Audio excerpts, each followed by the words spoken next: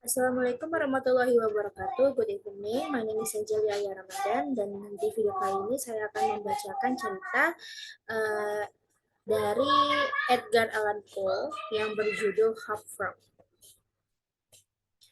Aku tidak pernah mengenal orang yang begitu senang terhadap lelucon seperti sang raja. Tampaknya beliau hidup hanya untuk mendengar lelucon. Cara tercepat untuk mengambil hatinya adalah dengan melawak atau menuturkan lelucon dengan baik dan benar. Karena itu pula, ketujuh menteri yang berada di bawah kepemimpinannya dikenal sebagai para pelawak ulung. Penampilan mereka hampir sama dengan sang raja yang bertubuh gemuk, besar, dengan kulit berminyak, diikuti oleh selera humor yang unik. Namun, aku tidak yakin apakah orang gemuk karena terlalu banyak melawak atau memang pelawak gemuk cenderung lebih lucu. Hanya ada satu hal yang pasti, pelawak bertubuh krempeng cenderung dianggap sebagai rara avis interis atau kesalahan. Sang raja juga tak pernah merasa keberatan bila ada pelawak yang berimprovisasi dalam mengantarkan lelucon, sesuatu yang dianggapnya sebagai hantu lawakan. Justru sebaliknya, sang raja sangat mengagumi lelucon yang memiliki daya tafsir luas, dan tak jarang memberikan para pelawak berlarut-larut dalam menyampaikan lelucon mereka demi mendengar bagian akhirnya. Meski lelucon yang condong terlalu sopan justru membuatnya cepat bosan. Karena itu, sang raja lebih senang membaca cerita karya Rabelais yang berjudul Gargantua ketimbang Zadig karya Voltaire. Secara keseluruhan, sang raja lebih menghargai lelucon yang praktis daripada yang berbelit.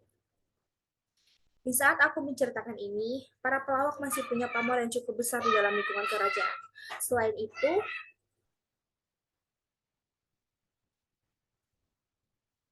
masih ada sejumlah wilayah dalam kerajaan tersebut yang pemerintah daerahnya menggaji beberapa orang pelawak dan mengharuskan mereka untuk mengenakan motley atau kostum yang mulai dikenakan oleh para pelawak kerajaan pada masa kejayaan Ratu Elizabeth I, lengkap dengan topi dan lonceng.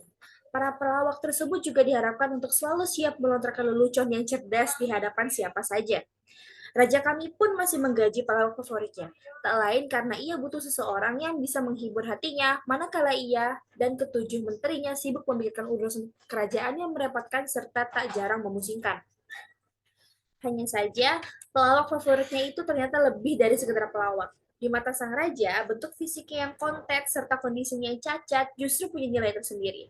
Di masa itu, orang kontet sama berharganya dengan para pelawak. Dan banyak sekali para petinggi kerajaan yang merasa kurang terhibur tanpa kehadiran keduanya. Mereka butuh pelawak untuk membuat mereka tertawa. Begitu menurut pengamatanku. 9 10 9% dari para pelawak yang pernah kutemui justru berbadan gemuk, berwajah bulat, dan sama sekali tidak lincah. Oleh sebab itu, tidak bisa disalahkan juga apabila sang raja menaruh perhatian lebih terhadap Hopfrog, nama pelawak favoritnya. Aku yakin Hopfrog bukan nama asli dari pelawak itu, melainkan julukan khusus yang diberikan oleh ketujuh menteri kerajaan karena caranya berjalan yang agak sedikit melompat seperti kodok. Anehnya, Hopfrog hanya bisa berjalan dengan cara melakukan kombinasi gaya jalan yang berbeda antara melompat dan bergoyang. Dalam hal inilah yang menarik perhatian sang raja terhadapnya selain perutnya yang buncit dan kepalanya yang peang. Bahkan seluruh anggota kerajaan jadi lebih mudah mengenalinya karena keunikan tersebut. Namun, walau Hopfrog memiliki kelainan pada kakinya yang membuat proses berjalannya sulit dan menyakitkan, hal ini justru melatih otot-otot lengannya agar lebih kuat dan membuatnya begitu lincah dalam kegiatan lain, seperti mengayun dari satu dahan pohon ke dahan pohon yang lainnya, atau dengan bantuan tali, serta memanjat apa-apa saja yang bisa dipanjat. Tentunya, kelebihan Hopfrog dalam melakukan aktivitas tersebut sangat tidak cocok dengan nama panggilannya sebagai kodok, karena ia lebih menyerupai tupai atau monyet kecil. Aku sendiri kurang yakin dari mana asal-usul Hopfrog. Kalau tidak salah, ia lahir di daerah miskin yang namanya masih asing di telinga para penghuni kerajaan. Jauh sekali dari istana tempat tinggal sang raja, dulu seorang jenderal yang bernaung di bawah kepemimpinan sang raja pernah datang ke provinsi dari mana Hopfrog berasal dan menculiknya untuk dipersembahkan sebagai hadiah dari sang raja.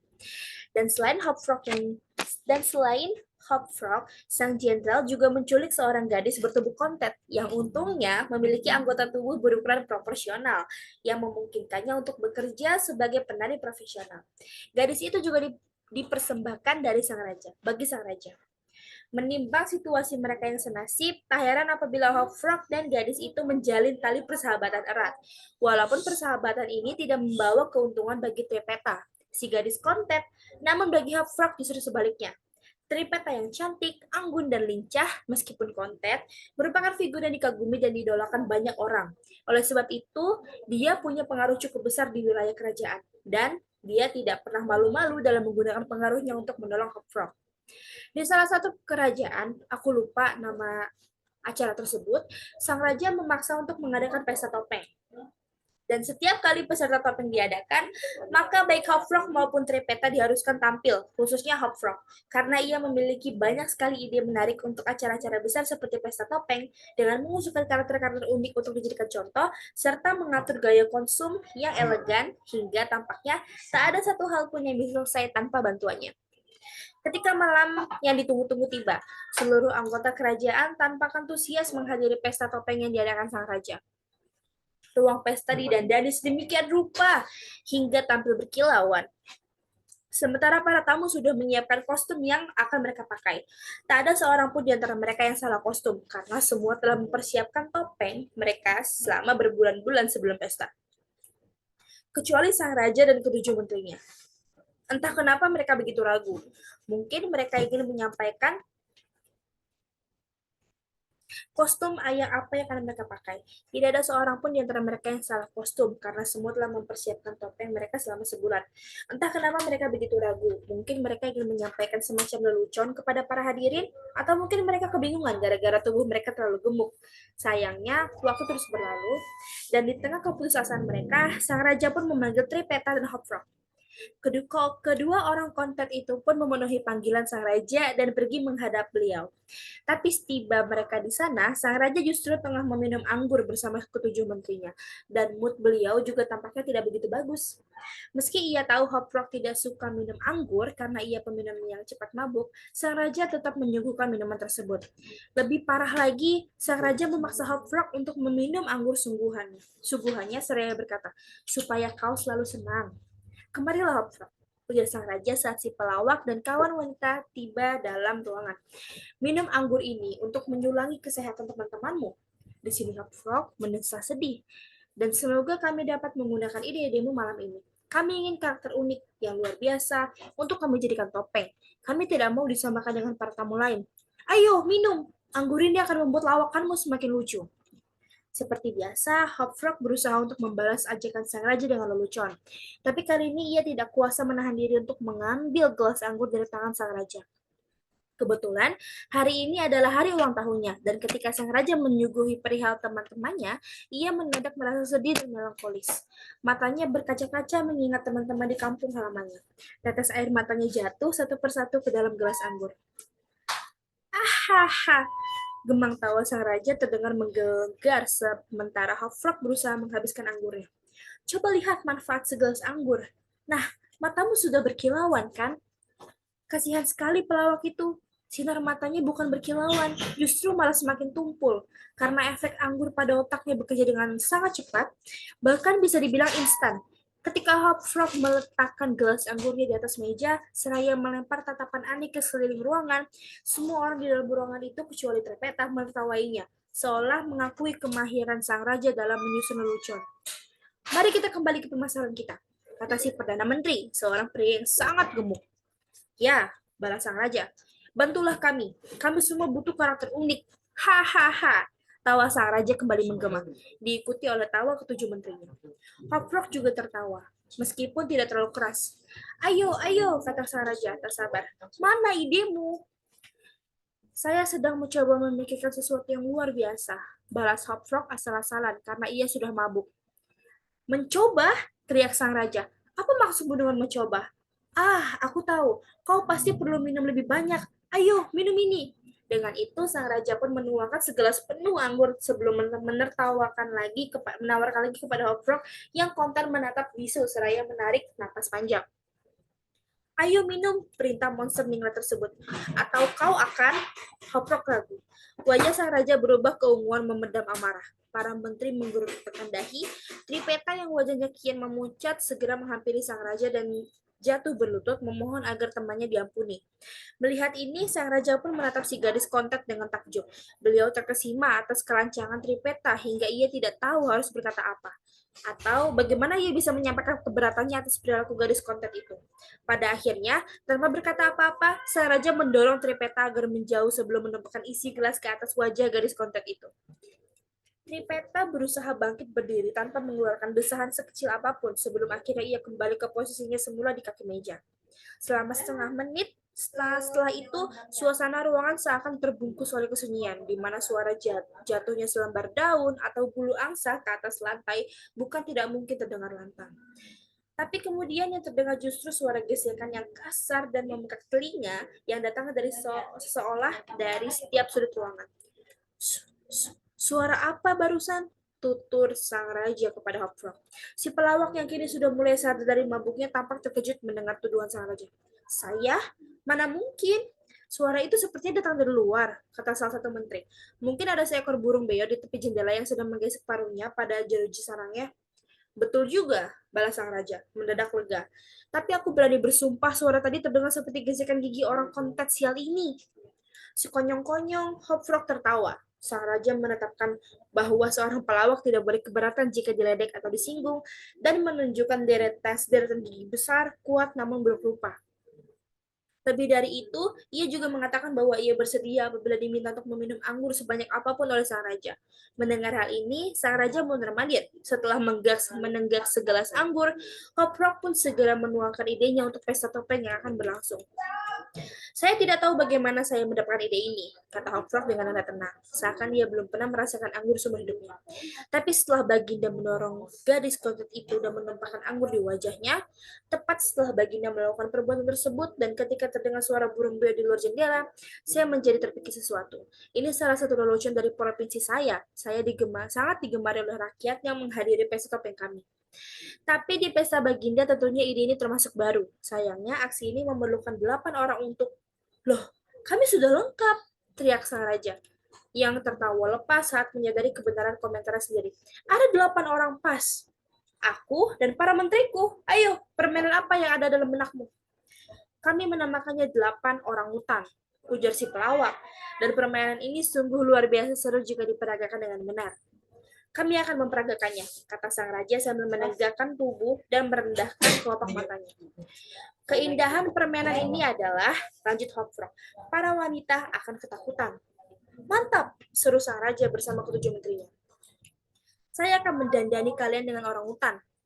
Sebagai orang hutan, lanjut si kurcaci. Serahkan semuanya pada saya. Saya akan membuat sosok kalian menyerupai orang hutan hingga para tamu pesta topeng menyangka kalau kalian hewan sungguhan. Dan tentunya mereka akan kaget setengah mati. Oh, hebat sekali idemu, ujar sang raja. Hopfrog, aku akan mengangkat derajatmu. Kalian harus menggunakan rantai dan menggoyangkan rantai itu, tutur Hopfrog. Karena dalam skenario ini kalian akan berpura-pura memerankan 8 orang hutan yang baru saja kabur dari kandang hewan beramai-ramai. Baginda pasti senang melihat reaksi para tamu saat 8 orang hutan yang kalian perankan, yang dianggap sungguhan oleh mereka. Mendadak masuk ke dalam ruangan pesta seraya mengeluarkan teriakan buas. Baginda takkan kecewa. Tentu saja, cetus sang raja, dan para menteri segera bangkit dari kursi mereka. Karena hari sudah semakin larut guna menjalankan rencana Hopfrog.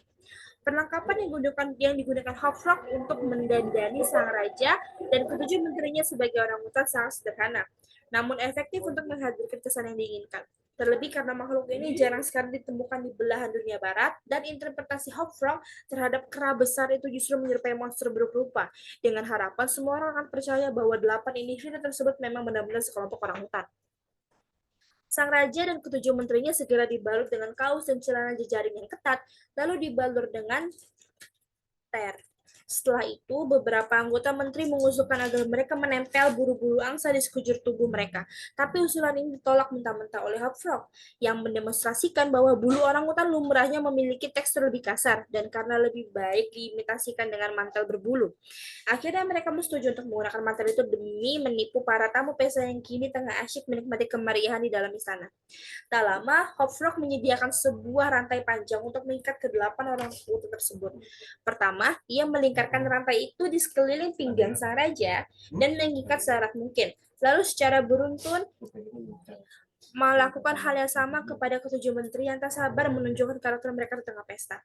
Begitu tubuh mereka telah diikat rantai, Hofrak mengusulkan agar kedelapan orang utan itu berdiri agak berjauhan antara satu dengan yang lain dan membentuk lingkaran. Lalu, agar tampak lebih meyakinkan, Hofrak mengambil sisa rantai dan menyilangkannya di antara kedelapan individu yang kini tak dapat bergerak. Metode ini juga diaplikasikan oleh para pemburu yang biasa menangkap simpanse atau kera besar lainnya di Pulau Borneo. Ruang besar tempat pesta diadakan berbentuk lingkaran dengan langit-langit menjulang tinggi. Ruangan itu memiliki satu jendela di langit-langit, di mana sinar matahari terpancar jelas di siang dan sore hari.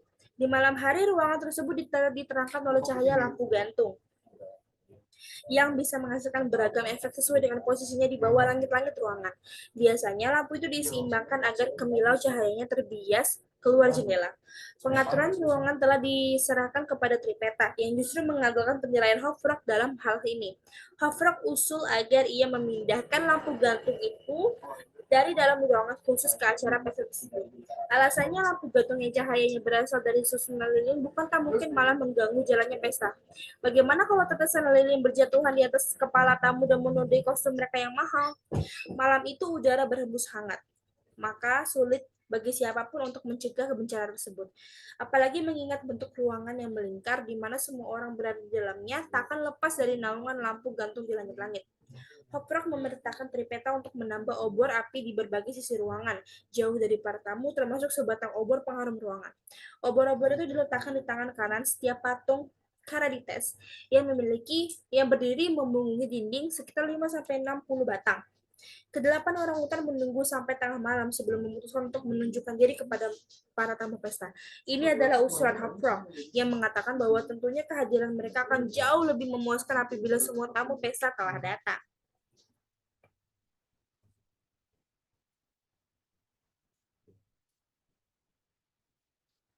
Namun karena tak sabar, begitu jam dinding menunjukkan pukul 12 malam, 8 orang itu terburu-buru berlari keluar dari ruangan tempat mereka bersembunyi semalam menuju ruang pesta. Karena terikat oleh rantai, maka langkah mereka pun tersendat. Dan saat tiba di dalam ruangan pesta, mereka jatuh terpuruk bersama-sama. Para tamu terhentak melihat kedatangan 8 orang itu, dan mendadak hati sang raja pun dipenuhi kegelian tak terhingga. Seperti dugaan Hoprak, para tamu benar-benar menyangka 8 individu yang terpuruk di lantai ruangan itu adalah makhluk liar dan ganas. Banyak wanita yang pingsan karena takut, dan kalau sang raja tidak memerintahkan para prajuritnya untuk menyita semua senjata dari dalam ruangan tersebut, tentunya sekarang mereka sudah bermandikan darah. Semua perkiraan para tamu pun berbondong-bondong melarikan diri. Namun sang raja sudah memerintahkan prajuritnya untuk mengunci pintu ruangan, begitu ia dan para menteri telah tiba di dalam. Mengikuti usul Hopfrog, sang raja pun menitipkan kunci ruangan kepadanya. Sementara seisi ruangan panik dan masing-masing tamu hanya memperhatikan keselamatannya sendiri, dalam situasi seperti ini bahaya terbesar justru terletak di kemanikan massa. Rantai yang biasa menggantung lampu lilin yang telah ditarik karena lampu gantung tersebut tidak digunakan tanpa diturunkan perlahan-lahan hingga kaitannya menggantung ke sekitar ke setengah meter di atas lantai. Tak lama kemudian sang raja dan ketujuh menterinya berputar-putar di dalam ruangan hingga akhirnya terpojok di tengah-tengah. Dan karena berada dalam wilayah mata rantai lampu gantung, sementara mereka berada dalam posisi tersebut, Hoprak yang terus mengikuti langkah mereka menyarankan agar kedelapan orang utan tersebut terus bergerak dan berpegangan pada rantai yang mengikat mereka, serta memasukkan tangan ke dalam celah rantai yang sengaja dipisahkan oleh Hoplock dengan maksud tersebut. Dengan gesit, orang kontak itu menyangkutkan kain rantai lampu gantung ke salah satu mata rantai yang mengikat sekelompok orang utan. Dan sekonyong-konyong, rantai lampu gantung ditarik ke atas hingga kedelapan individu yang tercekal rantai mendadak terjerat lebih erat. Kini wajahnya mereka nyaris bersentuhan. Sekarang para tamu sudah kembali tenang dan mulai melihat situasi di sekeliling mereka sebagai hiburan dan menyenangkan. Beberapa dari mereka bahkan tertawa keras melihat nasib para kera yang terjerat. Serahkan mereka pada saya, teriak Hofrock dengan suara melengking yang bisa didengar semua orang dalam ruangan tersebut. Serahkan mereka kepada saya rasa saya kenal mereka, tapi saya harus mengamati mereka dari dekat agar saya bisa mengatakan kepada mereka siapa mereka. Menembus keramaian pesta, Hopfrog menghampiri dinding ruangan dan mengambil obor wangian di dalam satu patung yang menghadap ke arah para tamu. Kemudian ia melompat seperti seekor monyet, berjongkok di atas kepala raja, lalu melintasi rantai yang mengikat sambil melambaikan obor di tangan. Mengevaluasi sekelompok kera tersebut seraya berteriak, "Saya akan cerita identitas mereka." Seisi ruangan mendadak meledak dalam tawa termasuk para kera, dan Hofrog segera bersiul ketika tiba-tiba rantai lampu gantung menarik mereka berlima 6 meter dari lantai ruangan, membuat sekelompok orang itu panik hendak membebaskan diri dengan kaki menggantung di udara. Hofrog yang berpegang erat pada rantai masih berada di posisi yang sama di tengah kedelapan individu bertopeng seolah tak terjadi apa-apa. Seraya menjulurkan obor di tangan mereka, seakan masih penasaran mengetahui identitas para kera. Semua orang dalam ruangan itu terkejut mendapati kedelapan individu tadi kini menggantung di udara, dan mendadak ruangan tersebut diisi kesunyian. Tak lama, kesunyian itu dipecahkan oleh suara gesekan kasar seperti yang sebelumnya menarik perhatian sang raja dan ketujuh menterinya saat beliau menumpahkan segelas anggur di atas wajah Tripeta. Namun kali ini asal suara itu tidak lagi jadi misteri. Suara itu datang dari taring si pelawak konten yang kini tengah mengatupkan rahangnya erat-erat dan menggesek giginya dengan penuh amarah, mengejutkan sang raja dan ketujuh menteri. "Aha!" teriak Hopfrog. "Aha, saya kini mulai bisa melihat siapa orang-orang ini." Di sini, sementara ia berpura-pura mengamati sang raja lebih dekat, Hopfrog mendekatkan obor wangian ke arah mantel berbulu yang dikenakan para kera, yang mendadak tersulut api. Dalam waktu kurang dari 30 detik, 8 orang hutan itu terbakar api membara, disaksikan oleh para tamu yang berteriak ngeri tanpa bisa berbuat apa-apa untuk menyelamatkan mereka.